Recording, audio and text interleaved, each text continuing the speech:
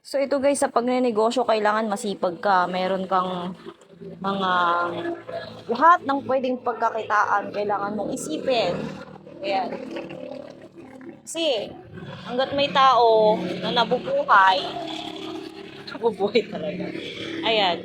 Kikita at kikita ka kasi may bibili sa iyo eh. 'Di ba? Ayan, pinupunasan natin yung mga naka-display tangke na binibenta natin, guys. Pero hindi basta-basta ang pagbebenta ng tangke. Kailangan may mga permit ka, guys. Ayan, may permit tayo sa tangke. Kailangan mag-comply din tayo ng mga requirements sa barangay. Actually, sa bayan agad kami sa permit. Mayor's permit. Ayan. Tapos may Department of Energy. Ano pa ba? May BIR, DTI, yan, kumpletuhin nyo na lang lahat.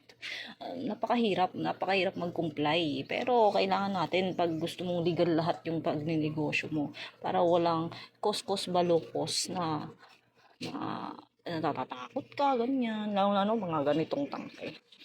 Ito guys. Tapos dagdagan ko na rin ng gulay. Yan. Ito sariling pananim namin yan.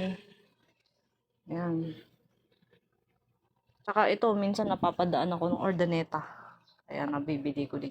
May tubig din ako, 4 na piraso lang yan. Kung may nauhaw, yan, bili agad. Lalo na pag gabi, kailangan nila, sarado na ang water station. So ito guys, may rice for sale din tayo. Nagkikilo din tayo ng bigas. Diba sabi ko nga sa iyo, lahat ng pwedeng ibenta mo na kung mayroon kang ano dyan. Pero limit lang, syempre, konti-konti lang. Kasi konti lang din ang budget natin. So, kailangan malinis. Malinis talaga. Ayan.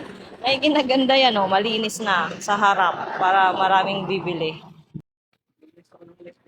So, may bising-bise, naglilinis ng electric fan kasi sobrang init. Yung electric fan nandun sa loob ko. So guys, yan yung ating partner. Tingnan mo nga naman yung aking cutic sa sobrang kabisihan ko. Kulang-kulang na.